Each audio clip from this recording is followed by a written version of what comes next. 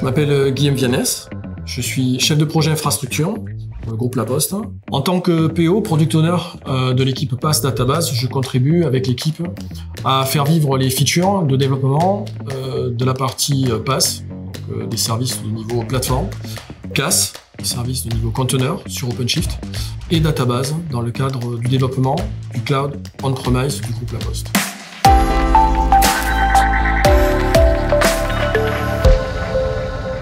Le choix de Red Hat, pour l'open source, pour le cycle de vie, pour le support et pour l'accompagnement.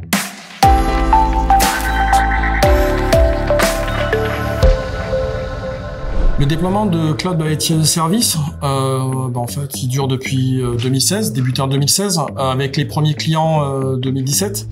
Un gros challenge de conduite du changement, d'adaptation de nos infrastructures, de changement de nos métiers, de changement de notre posture aussi d'infrastructure par rapport à nos consommateurs.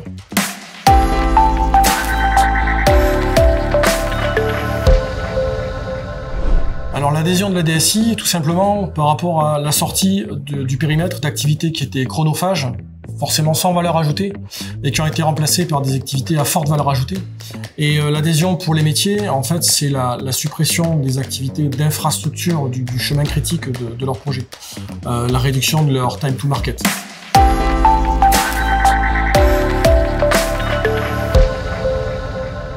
Après notre expérience de déploiement d'OpenShift, c'était une évidence puisqu'OpenShift a facilité le déploiement des applications. La mise en place d'AAP2 au travers du portail XaaS permet aujourd'hui de réaliser plus de 30 000 opérations de déploiement et d'action sur l'infrastructure par mois, ce qui serait complètement irréalisable aujourd'hui manuellement comme c'était fait avant. Donc un gain qui est évident et qui est facilement mesurable.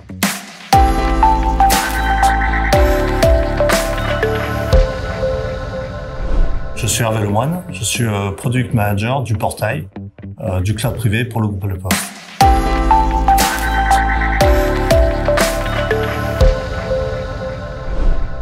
Tout a changé. En fait, il y a 7 ans, quand on a démarré cette démarche de transformation, toutes les opérations IT étaient faites à la main.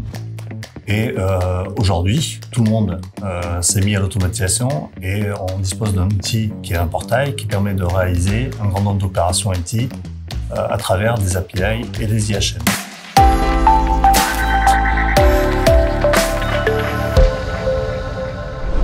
Alors non, pas vraiment, parce que dès le départ du projet, nous avions choisi de créer, modifier, supprimer les assets d'infrastructure avec Ansible. Ce que je constate aujourd'hui, c'est que beaucoup utilisent Ansible pour faire de la configuration post-déploiement, alors que nous, on se sert également d'Ansible pour faire du déploiement en plus de la configuration.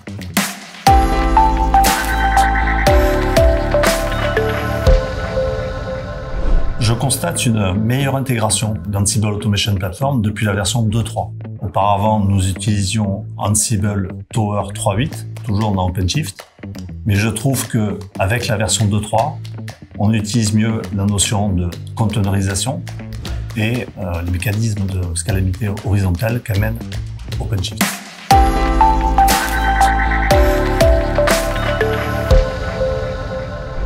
Alors c'est pour ça qu'on est allé dans le PaaS OpenShift.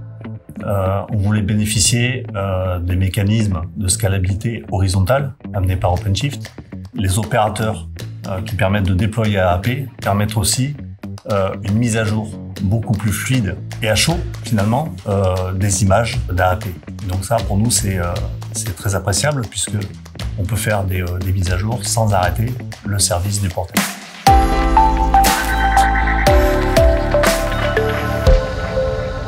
Alors déjà pour le court terme on est très intéressé par la nouvelle version AAP 2.4 qui amène la fonctionnalité de DA qui va nous permettre notamment de permettre aux back-end d'infrastructures qui sont masqués par le portail de nous notifier de leur changement d'état. Et ça, pour nous, c'est très important. Ça va nous permettre de faire réagir le portail beaucoup plus rapidement. Par exemple, si on a un back-end qui s'est arrêté, on va pouvoir être notifié via cette fonctionnalité et on va pouvoir désactiver au niveau du portail les fonctionnalités qui utilisent ce back-end. Donc ça, c'est très important pour nous. Sur le long terme, on va voir comment évolue le produit. On verra les opportunités que vont nous amener en fait ces évolutions pour amener de la valeur à nos consommateurs à travers le portail. Et on compte sur Red Hat pour continuer à faire évoluer ce produit et à nous accompagner dans le futur.